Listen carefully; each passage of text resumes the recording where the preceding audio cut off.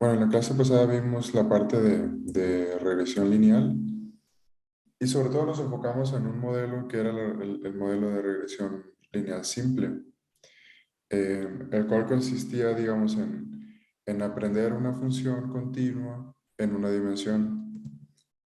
Si se acuerdan, pues como siempre, ¿no? O sea, teníamos nuestros datos, que aquí son nuestros puntitos azules, y lo que queremos es encontrar esa línea recta que es la que mejor se ajusta bajo los criterios que ya hemos visto en Machine Learning de minimización de mínimos, de optimización de la función de mínimos cuadrados de los errores, eh, digamos, dados algunos datos de entrenamiento, eh, los cuales, si se acuerdan, pues acá, según el cuadrito que está arriba en la derecha, pues primero tenemos que particionar nuestros datos en tres, separarlos en tres bloques. Uno es que los datos de entrenamiento, que son los únicos que va a ver el modelo a la hora de ser entrenado. Después, si tenemos algún hiperparámetro dentro de nuestro modelo, pues se ajusta o se encuentra el mejor valor de ese parámetro, dado usando nuestros datos de validación.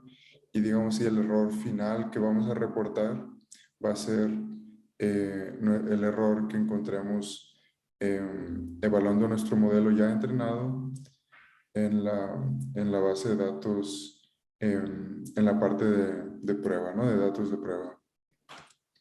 Ah, y en particular nos enfocábamos en un modelo, digamos, reescribíamos nuestro modelo en términos de este producto punto, donde W son los pesos y las X son las variables, digamos, eh, dependientes de la función.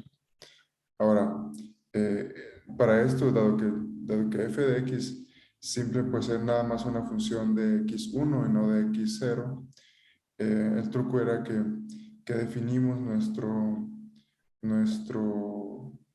el valor x0 como 1 todo el tiempo. Y este es un truco, digamos, nada más es un truco ahí de puras matemáticas solo para que la expresión matemática de los modelos se vea mejor, ¿no? Que las matemáticas quedan más fáciles. Am, bueno, algo que hay que poner atención aquí es que aun y cuando nuestro modelo aquí dice que nuestro modelo o el predictor, este F gorrito, es una función de X y de W. Digamos, una vez que ya el modelo ya está entrenado, ya solo queda, digamos que una vez que ya encontremos am, bueno, a ver, primero que nada eso.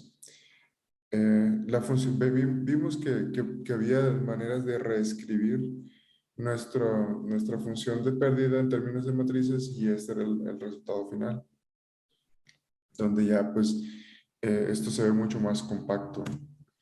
Y de aquí, bueno, pues lo que teníamos que hacer era minimizar esta función, ¿no? Encontrar esta W asterisco tal que minimiza nuestra función, la función L. Y lo que les comentaba era que una vez que se minimiza, que optimizamos nuestro problema, nuestra función de costo, el predictor ya no es función de W, sino que W se vuelve un parámetro. Entonces, nuestro predictor solo va a ser función de X y no de los pesos. Es simplemente que mientras que el modelo no esté entrenado, todavía es función de W. Bueno, entonces veíamos que pues este es nuestro problema. Y bueno, y también algo importante era que aun y cuando el problema real es unidimensional, es decir, que la función que estamos aprendiendo vive en un espacio de una dimensión, es decir, solo depende de X1 y no bueno, X1 es la única variable dependiente. Nuestra función de costo, por el contrario, vive en un espacio, o la W vive en un espacio de 2 dimensiones, dado que pues hay 2 parámetros que tenemos que encontrar. Y dada la forma cuadrática de L, pues esto nos daba que era que necesariamente pues teníamos que encontrar una parábola, ¿no? Un paraboloide bueno, en 2 dimensiones en este caso. Entonces, después de que esta es nuestra función, si la tuviéramos que graficar, lo que encontrábamos aquí era que, bueno, usando el método de optimización, podemos encontrar una solución analítica, la cual pues simplemente consistía en encontrar las derivadas, bueno, el gradiente de la dl y luego igualarlo a 0, ¿no? Entonces, con esta expresión ya podíamos encontrar una solución. Entonces, de hecho, a esta ecuación se le llama ecuación normal. Entonces, de esta ecuación normal, pues si le hacemos ahí un poco de masaje y, le da,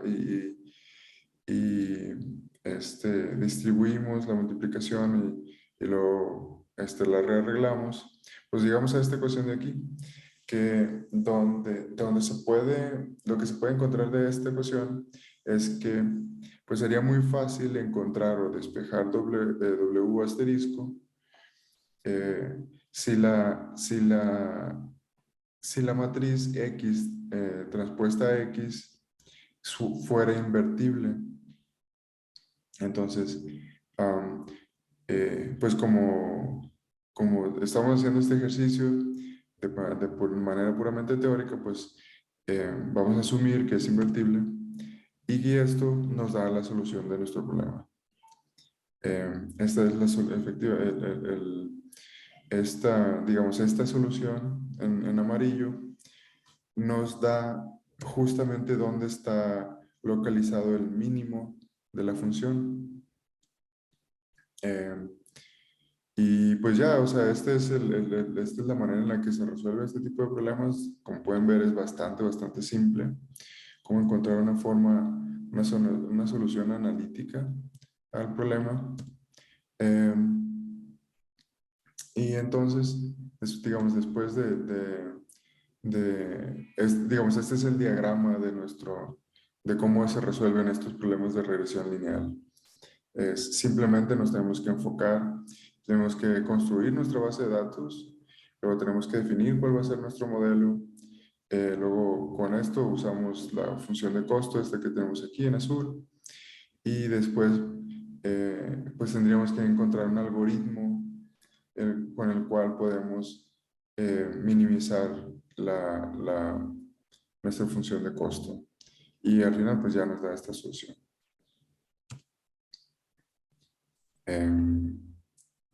Bueno, ¿y cómo interpretarlo? Bueno, lo que decíamos la clase pasada era en este caso de 2 dimensiones, bueno, de dos, eh, W en 2 dimensiones, la manera en la que la podemos ver es que el valor W0 es simplemente donde intersecta la recta al eje de la Y. Pero, digamos, aquí lo importante, o como lo van a encontrar de hecho en la literatura, a este primer valor, el cual, digamos, si se fijan en el modelo, W0 multiplica a X0, que siempre es 1. Entonces, a este primer valor, a este W0, se le conoce como el bias. De hecho, así lo van a encontrar también en redes neuronales, que, por ejemplo, en cada capa de la red neuronal vas a tener pues muchos parámetros los cuales conectan directamente con las neuronas, pero va a haber un término extra, un W0 o un B0, que es como la notación habitual, el cual simplemente es una constante. Y esto sirve digamos, como lo veíamos en el primer problema de regresión, en el cual asumíamos que podíamos hacer, que conocíamos ese valor W0, y entonces podíamos trasladar nuestro problema de tal forma, o transformar nuestro problema de tal manera que la recta pasaba por cero. Pues justamente ese es el trabajo del bias, que es, o sesgo, digamos, como lo quieren llamar. Lo que hace es como encontrar ese valor en el cual se simplifica el problema solamente al hacer una traslación de los datos. Es decir, lo que se hace es como centrar los datos alrededor del cero para que se vuelva más simple. Bueno, y el segundo parámetro, que era W1, pues va a tener que ver con la derivada de la función de nuestro predictor respecto a la variable x1, que en este caso particular, pues simplemente es la pendiente de la recta, ¿no? Pues bueno, esto es lo que aquí nos quedamos en la clase pasada. Bueno, esta es la forma de la solución. Y aquí está justamente eso que les comentaba, donde el modelo ya entrenado ya es función solamente de X y depende en la W solo de manera paramétrica. Es decir, W ya está fijo porque ya está entrenado y ya no tenemos que hacerle nada. Simplemente va a ser una función de X. Bueno. Ahora, pues naturalmente muchos de los problemas que nos interesan no viven en una dimensión. O sea, nos interesa aprender, digamos, superficies más complicadas. Y de ahí es donde viene la parte de regresión lineal multidimensional. Es decir, ahora X vive en un espacio de más dimensiones.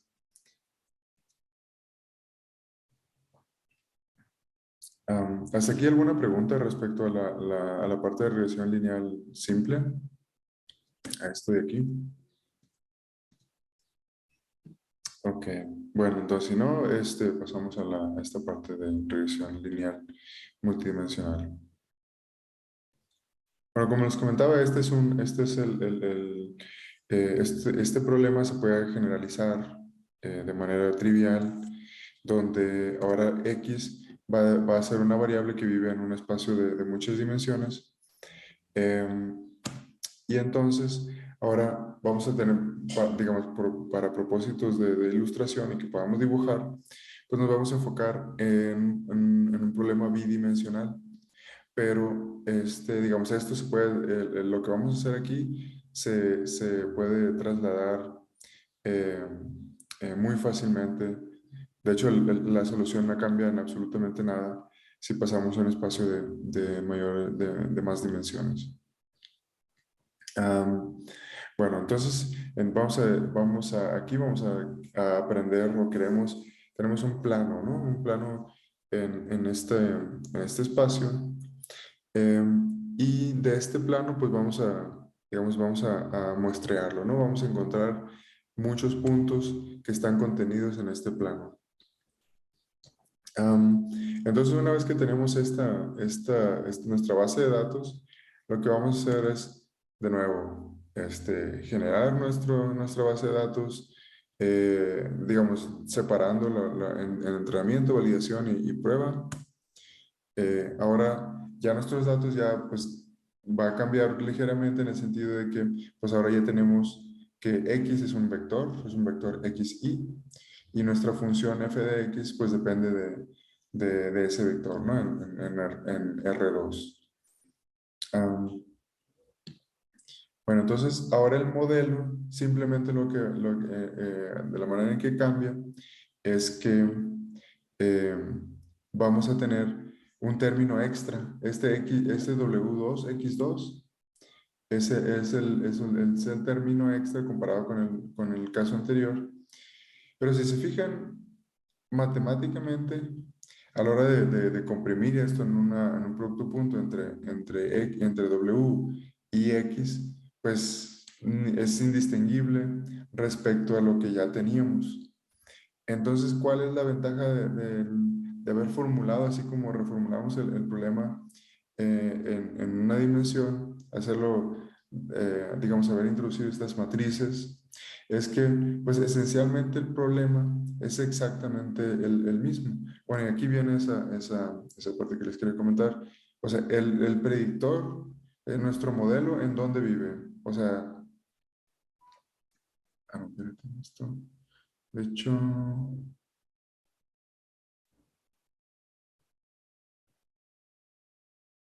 bueno, de hecho esta pregunta está mal formulada, porque aquí precisamente lo que les quería preguntar es, esto debería ser una X, ¿no? Entonces, creo que es trivial, pero en qué espacio vive X?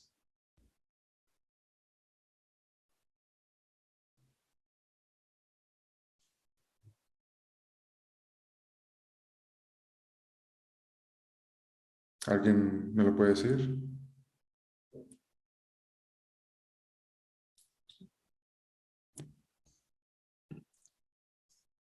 Exacto, vive en R2, ¿no? De hecho, voy a corregirlo de una vez. Eh, precisamente sí viven es una variable que vive en R2, dado que, pues, como lo ilustra eh, la pantalla. Y pues creo que ya también les dije la otra solución de la otra pregunta, pero bueno, aquí vive en R2. Entonces ahora, aquí de nuevo, la pregunta es, ¿en qué espacio vive eh, W? ¿En cuántas dimensiones vive W?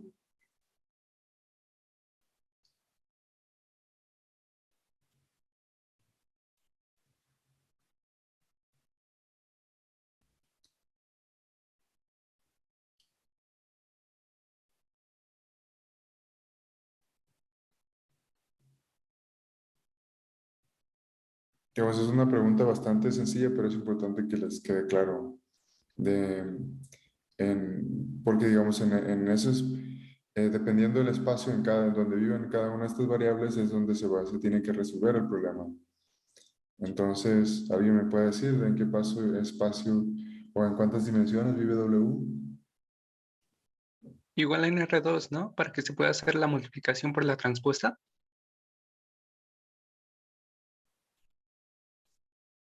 Ah, bueno, fíjate. Entonces, ahí, de hecho, ahí es donde viene, porque X, como lo definimos acá arriba, X vive um, ok, bueno, aquí viene la clasificación, ¿no? Hay que clarificar esto. O sea, X como tal, como variable, efectivamente en dos dimensiones, porque digamos aquí es como se ve en la figura. Pero, digamos, el X efectivo que vamos a usar, es un vector que vive en tres dimensiones, en donde X1 o X0, perdón, siempre vale 1. Entonces, y esto se puede ver de acá de arriba. Entonces, la idea es que, Ah, ok, ok. sí, entonces digamos, vamos a modificar esta parte aquí también para que no, para que ya quede.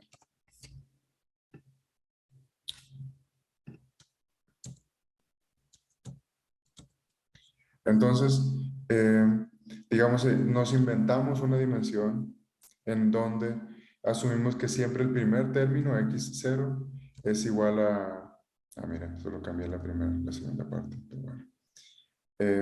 Pero bueno, o sea, aquí la idea es que siempre vamos a incluir esta parte extra que es constante dentro del vector X, solo para que las matemáticas, solo para que la parte algebraica se vea, pues quede mejor y que la podemos manipular más fácilmente, para que todo quede más compacto, digamos. Eh, Bueno, entonces aquí la cuestión es que lo que le quiero mostrar con esto es que siempre que, digamos, el espacio de las W va a ser una dimensión más grande que el espacio de las X, dado que tenemos que ajustar ese bias o ese sesgo que es el W0.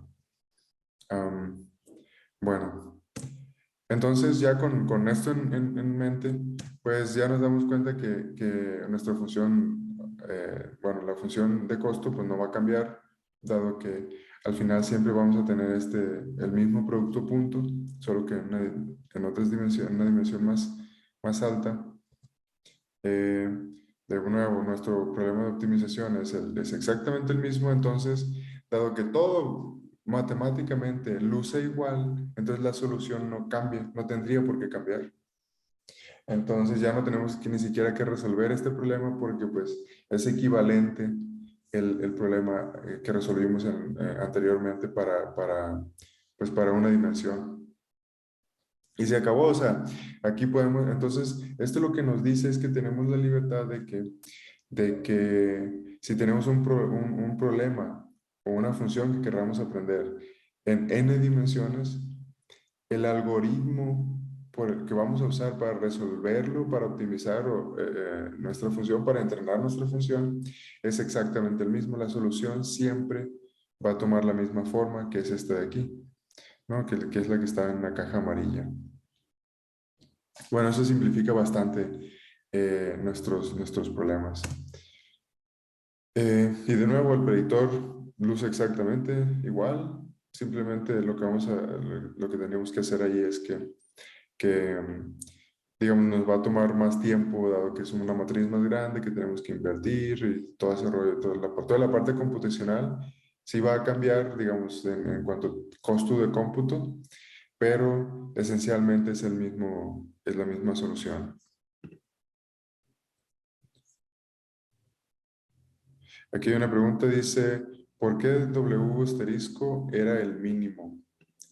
No estoy seguro si entiendo eh, la pregunta. O sea, la manera en la que obtuvimos W asterisco fue minimizando L. Entonces, a como se ve aquí, dice en la parte gris que dice optimizamos para W. La idea es que nuestro algoritmo que dice argmin de L, pues nos va a regresar W asterisco que es el mínimo de esa función y lo hacíamos calculando la derivada.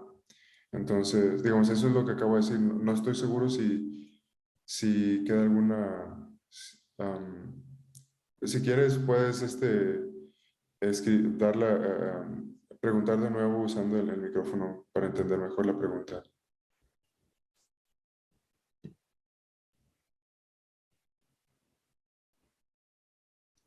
Ok, dice más bien qué representa.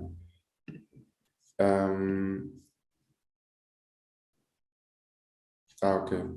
Em, bueno, o sea, W es, digamos, si nos enfocamos en la función de costo, dice L, o sea, la función de costo es solo una función de W. O sea, esto lo veíamos digamos, en este de aquí. O sea, al graficar la función de costo, nos queda que digamos, esta es la forma funcional, ¿no? Es un paraboloide en 2 dimensiones. Entonces, digamos, al optimizar el, el, el, o sea, el proceso de optimización consiste en encontrar ese valor de W dentro de pues, todos los posibles reales, ¿no? Dentro de ese número infinito de valores que puede tomar W.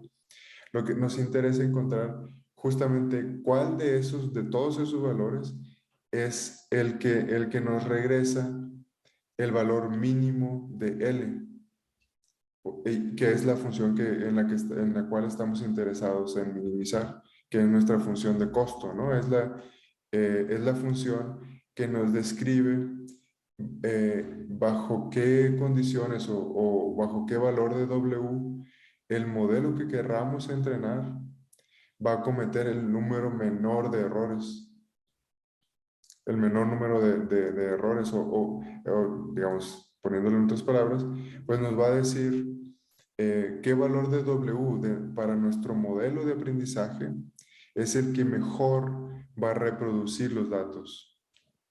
Entonces, eso es justamente lo que simboliza W asterisco. Nos regresa ese valor, o sea, W asterisco representa ese valor para el cual nuestro modelo va a cometer el mínimo número de errores. Eso es lo que representa. Bueno, entonces vamos, y justamente pues mediante esta metodología es que obtenemos esa forma analítica del problema. Pues bueno, pues ya con eso, les decía, bueno, aquí tenemos todo. Es la forma analítica es irrelevante de la dimensión, es lo que le quería, digamos, el mensaje que se deberían de llevar de esta parte de la clase. Bueno, ahora pasamos a, como les decía, les había comentado antes de que la, la, toda esta solución es bajo em, la, bueno, asumimos que la matriz X transpuesta a X es invertible. Esa es la condición, digamos, en la que teníamos. O sea, asumimos que esta matriz X transpuesta a X va a ser invertible, existe su inversa. Entonces eso nos permite llegar a esta solución analítica. Pero dado que esta matriz está relacionada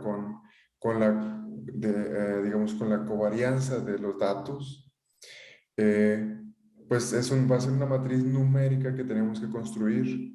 Pero pues, dado que no tenemos control de cómo se va a ensamblar esta matriz, pues va a ser, queda bastante complicado asegurar que siempre va a existir la inversa.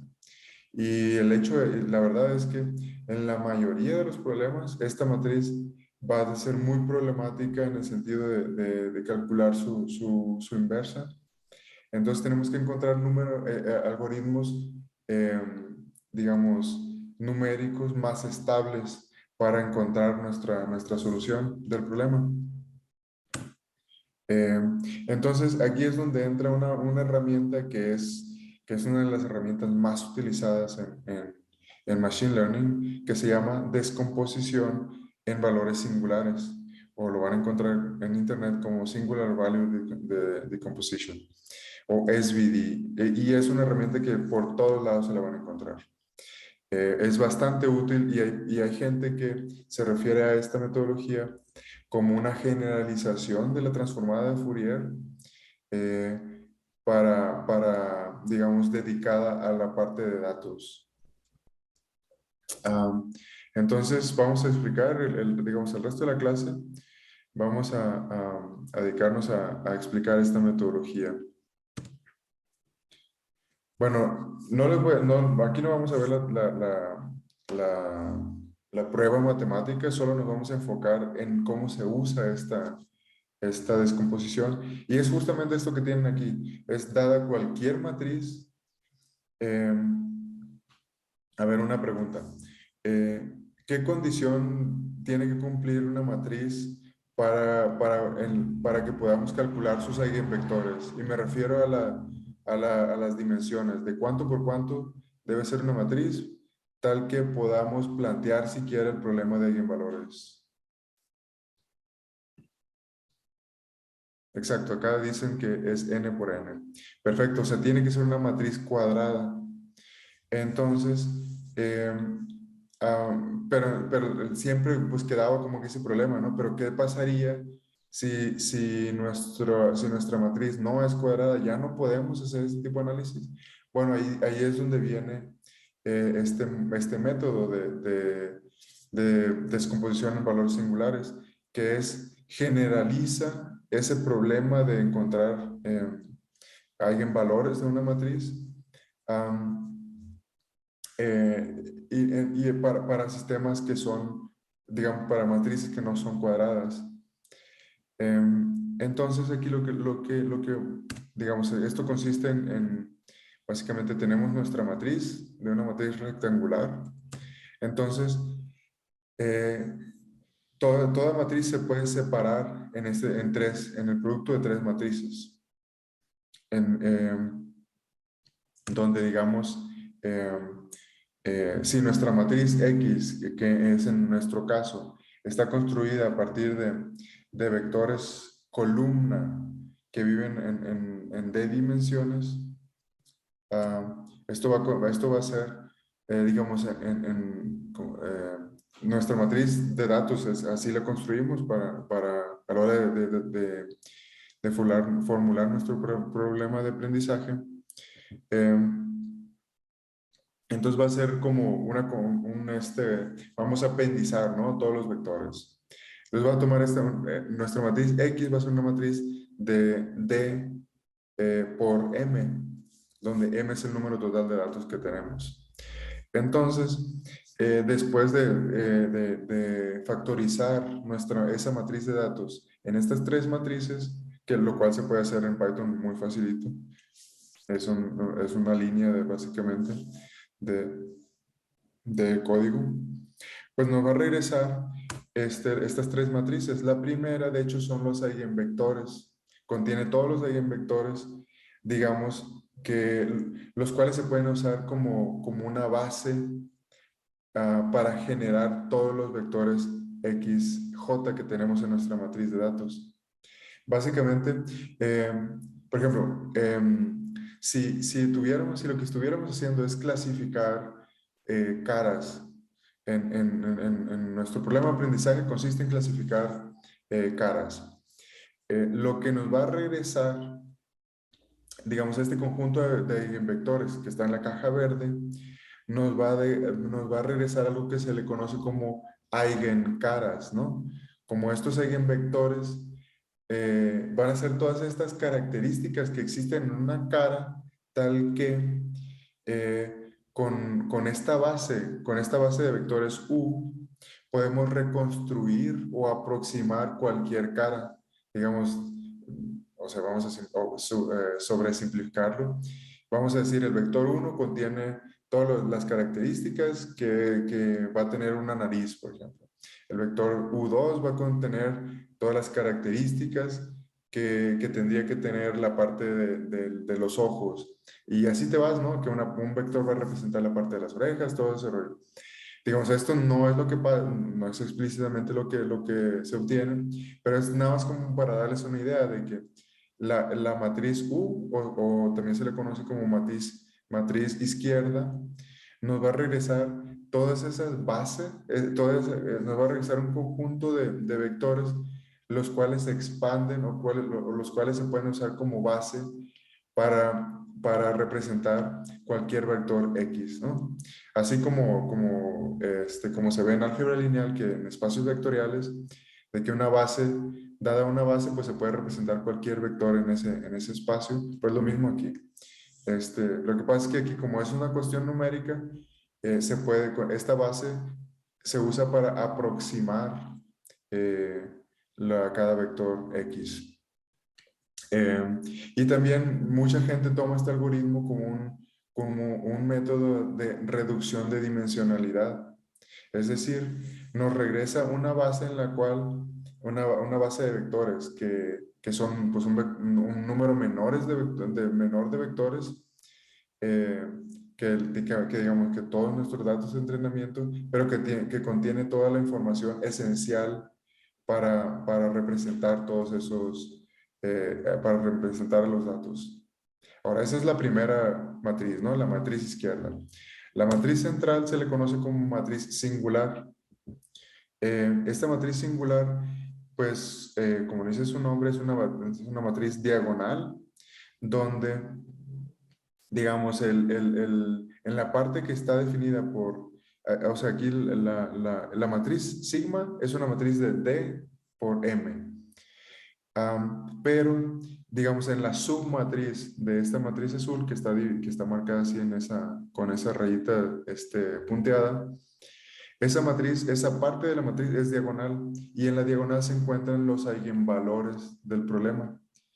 Entonces, dada nuestra base de datos, dada nuestra matriz de datos, cada uno de esos sigmas nos indica la importancia de cada uno de los eigenvectores que obtuvimos. O sea, nos dice la relevancia. Entonces, dado ese criterio, pues los sigmas siempre van a van a estar ordenados de mayor a menor. Es decir, sigma 1 va a decir que el vector U1 eh, es el más importante y contiene, digamos, las características más importantes que representan nuestra base de datos. Y así sucesivamente. Y al final el sigma D, pues nos va a indicar qué es lo más, digamos, irrelevante, ¿no? O sea, cuáles son las características que no contribuyen tanto a describir nuestra base de datos. Y el resto de la matriz, que está del lado derecho de la raya punteada, pues son ceros. Y la última matriz, digamos, es simplemente una matriz que es ortogonal, o sea, son eigenvectores también, pero solo contiene la parte de coeficientes, un conjunto de coeficientes que se usan para, digamos, para reconstruir nuestra base de datos. Es decir, al tomar esa base de datos, los eigenvectores en la parte verde, junto con los pesos de la matriz singular, al combinar esas dos matrices, lo que hacemos, lo que nos da la matriz de la derecha, sí, matriz derecha, contiene todos esos valores para recuperar la matriz X. Digamos que la matriz de la derecha contiene los factores de las combinaciones lineales de la base o de los vectores U, tales que se puede recuperar toda la información de la matriz de datos. Y así, ¿no? Entonces, así es como se entiende este problema o esta metodología de la decomposición de valores singulares, o SVD.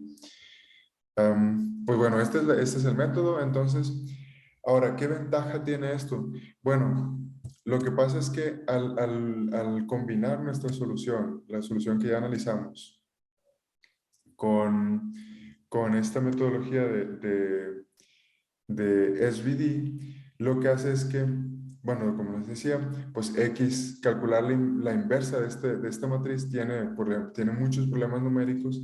Entonces, lo que podemos hacer es sustituir esta matriz X por una representación, por una decomposición en producto de estas matrices. Y de hecho, la decomposición en SVD computacionalmente es una metodología o es un proceso mucho más estable que calcular una inversa, además de que también puede ser mucho más rápido. Entonces, digamos, vamos a hacer un poco de álgebra aquí, que me voy a ir un poco rápido, pero ustedes lo pueden ver con calma en las notas. Ahí la primera parte, pues tenemos nuestra solución, ¿no? Que es lo que ya vimos la clase pasada y esta. Entonces simplemente sustituimos todo, sustituimos el valor de X y empezamos pues a jugar con el álgebra. Entonces, lo primero es que, bueno, aplicamos la transpuesta, ¿no? Dentro de la inversa que tenemos aquí, tenemos una transpuesta, entonces pues la aplicamos y nos queda esto de acá. Entonces, lo primero que vemos es que tenemos U transpuesta U, pero dado que en la matriz U solo contiene eigenvectores, es una matriz ortogonal, es decir, la inversa de U es igual a la transpuesta de U. Entonces, eh, al multiplicar U por U transpuesta, pues eso nos da la identidad Entonces esto nos regresa una matriz diagonal con puros unos de D por D. Entonces ya no la quitamos esa parte. Ahora viene otra cosa aquí. Ahora nos queda el producto de sigma transpuesta por sigma. Ahora, y esta parte de aquí pues requiere un poquito más de análisis. Y es que, bueno, si se acuerdan, sigma es una matriz rectangular diagonal. Entonces, digamos, al aplicarla, si es digamos, una matriz rectangular acostada, al aplicar la transpuesta, pues simplemente lo único que pasa es que la parte que está del lado de la derecha con los ceros, pues pasa para abajo, o sea, se transforma en una matriz rectangular como parada, pero la parte justamente la que es diagonal queda igual, o sea, queda de la misma, organizada de la misma manera. Entonces, al aplicar el producto de estas dos matrices, nos queda simplemente que se va a crear una matriz más grande, una matriz sigma más grande, donde ahora los elementos de la diagonal van a ser cuadrados, ¿no? Van a ser sigmas cuadradas. Eh, entonces, esto se puede representar, bueno, al que no le quede tan claro, pues lo puede hacer a mano y es bastante facilito. Eh, entonces, ahora ya con esto nos va a quedar una matriz sigma cuadrada, pero que ahora es de m por m. En lugar de ser de d por m, ahora va a ser una matriz de m por m, donde el resto, ¿no?, de los cuadrantes está lleno de ceros. Ahora con esto, pues ya simplificamos un poco más el problema y ahora utilizamos una identidad bastante conocida de las inversas que nos dice que la inversa del producto de matrices pues es simplemente el producto de las inversas, pero se cambia el orden, se invierte el orden de la multiplicación. Entonces, utilizando esta identidad, pues nos queda que el término o sea, ese término de la inversa, pues lo podemos distribuir aquí, aplicar, y nos queda un producto. Si se fijan, la primer B va a quedar en inversa y va a multiplicar a la otra B que estaba fuera de los paréntesis. Y esto pues simplemente nos va a regresar por lo mismo, ¿no? De que la matriz B dentro de SVD es una matriz con eigenvectores. Entonces, de nuevo, ¿no? Bueno, y aunque no fueran, de hecho, aunque no fueran eigenvectores, por el simple hecho de ser la inversa, pues esto nos va a nos va a regresar la matriz de identidad. Ahora, ya se simplificó bastante el álgebra, aquí todo lo que hicimos. Entonces, ahora lo que viene es simplemente, pues nos queda esta expresión de aquí. Entonces, ¿qué se puede hacer? Bueno, vamos analizando primero cuál es la inversa de esta matriz sigma. Pues, de nuevo, no sé si se acuerdan, pero las matrices, cuando una matriz es diagonal, la inversa de una matriz diagonal es simplemente la misma matriz diagonal, pero cada uno de los elementos de esa matriz, dentro de la diagonal, pues se dividen, ¿no? Entonces, dado que tenemos una matriz diagonal con los cuadrados de las sigmas, pues simplemente nos va a quedar que ahora va a ser el inverso de las sigmas cuadradas, ¿no? En la diagonal. Y ya. Entonces, ups, ya eso resuelve, ¿no? Y ahora, este otro término, como les decía, las matrices ortogonales, su transpuesta es la misma que la inversa. Entonces, si le aplicamos la misma operación dos veces, pues esto nos regresa la matriz normal. Ahora, ¿qué sigue? Bueno, pues ahora nos vamos a enfocar en la parte de la multiplicación de esta sigma menos 2 por la sigma normal. Y de aquí lo que sacamos es que el producto, o sea, aquí simplemente lo estoy haciendo de manera pictórica. Eh, Vamos a ver que el producto de estas dos matrices, si se fijan por las dimensiones, pues nos va a quedar una matriz sigma que está parada, ¿no? Un rectángulo parado. Eh, entonces, a la hora de multiplicar, estos se van a multiplicar uno a uno los elementos de la diagonal, es decir, pues nos va a quitar un cuadrado. Entonces nos va a quedar simplemente una matriz inversa de las sigmas, que a su vez también está en su versión transpuesta, ¿no? Am, pues bueno, ya con esa información, ok, ya. Entonces de aquí lo que nos queda es que pues digamos se elimina una de esas sigmas y ahora nos queda la sigma menos uno transpuesta.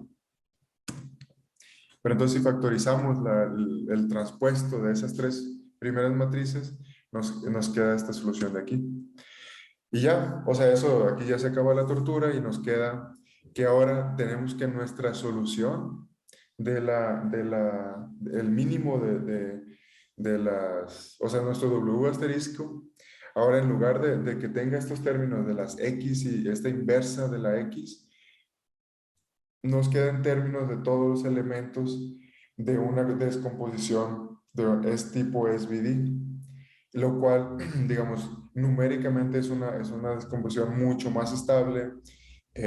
Todo el mundo lo hace de esta manera porque te quitas todos esos problemas numéricos que conlleva calcular una inversa y sobre todo el costo computacional de calcular una inversa, especialmente cuando tus matrices son digamos, de 100.000 por 100.000, calcular una inversa es un proceso bastante complejo y demandante computacionalmente.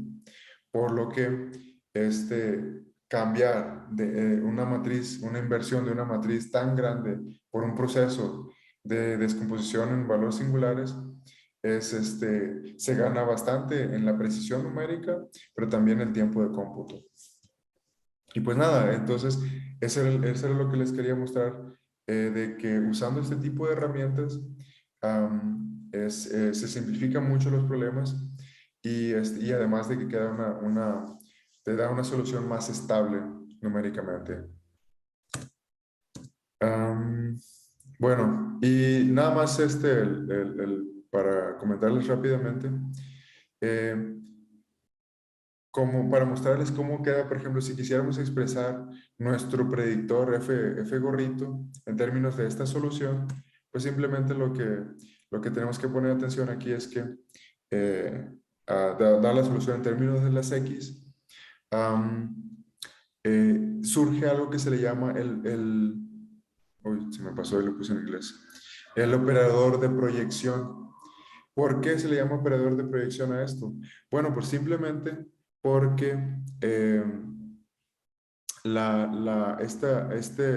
esta H como que define lo que está en la caja es, eh, es una matriz, digamos, al final es una matriz que transforma o que proyecta todos esos valores F que son nuestros datos, los transforma digamos, los lleva a nuestro,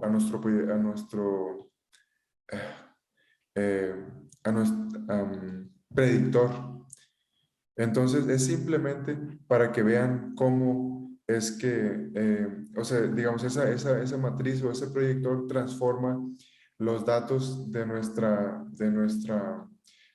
que son pues precisamente nuestros datos a nuestro predictor. Entonces podemos jugar con esta matriz. De nuevo, tenemos una inversa, la cual pues, tiene problemas numéricos. Entonces, simplemente usando lo que ya encontramos de nuestra descomposición SVD,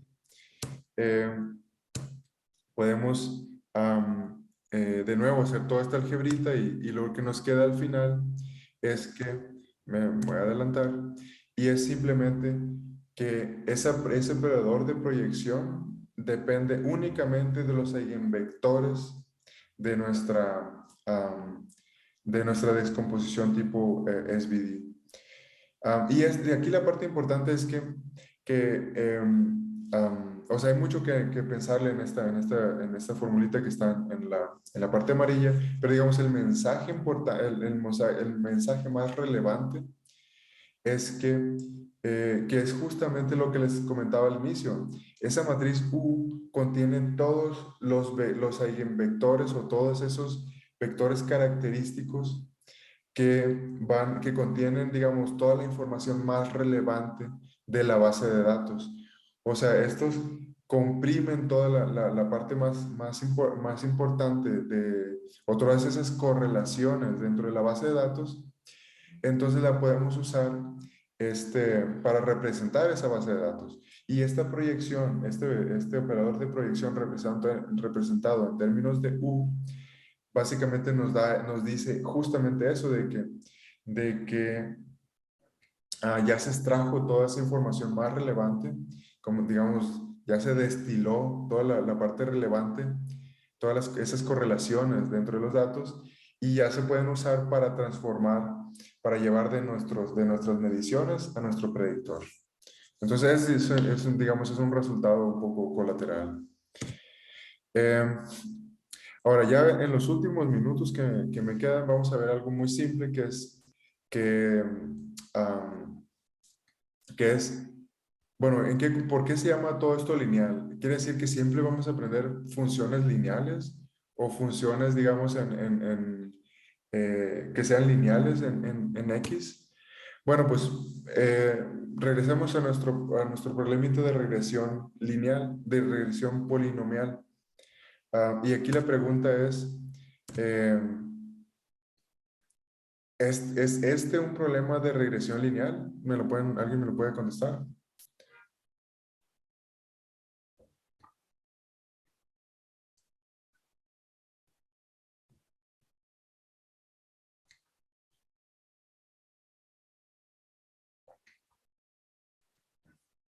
Bueno, parece que no, a nadie se le ocurre.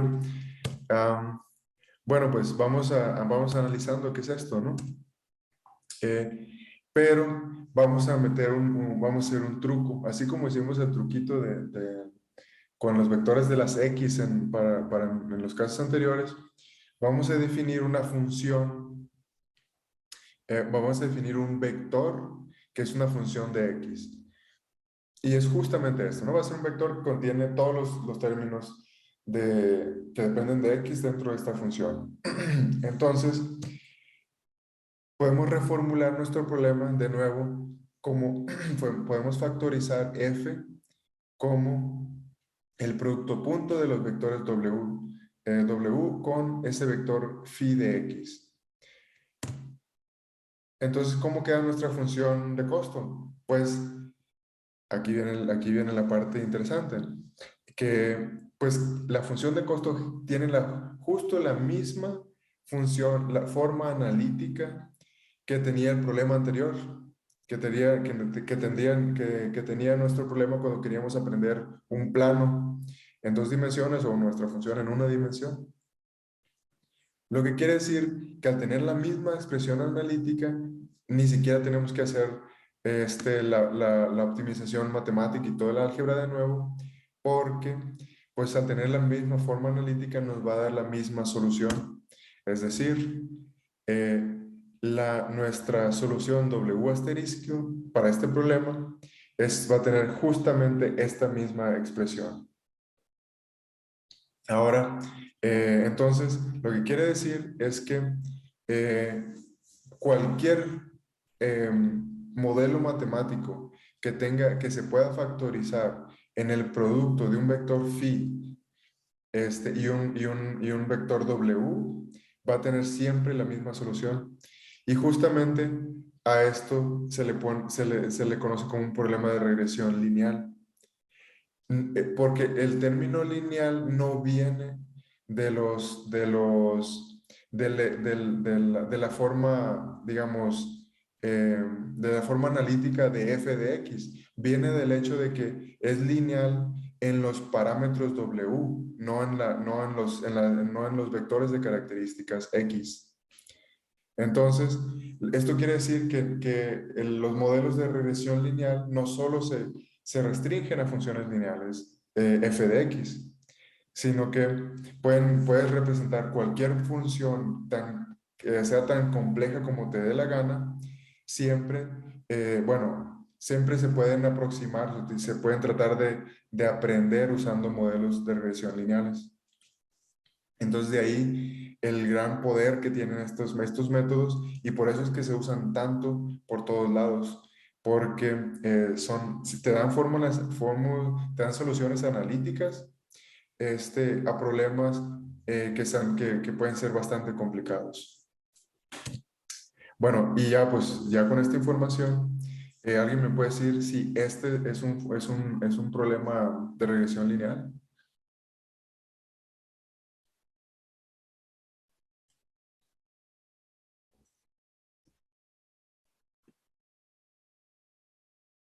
Pues justamente sí, como lo dicen en el chat. ¿Por qué? Porque es una función lineal en los términos W. O sea, ni siquiera le pongan atención a cuáles son las funciones que tenemos en X. Porque, o sea, esas todas siempre se pueden factorizar en un vector phi, y al final esto se puede reescribir como un producto punto de nuevo. Entonces, pues efectivamente, sí es un problema de regresión lineal. Bueno, entonces aquí la vamos a dejar por el día de hoy.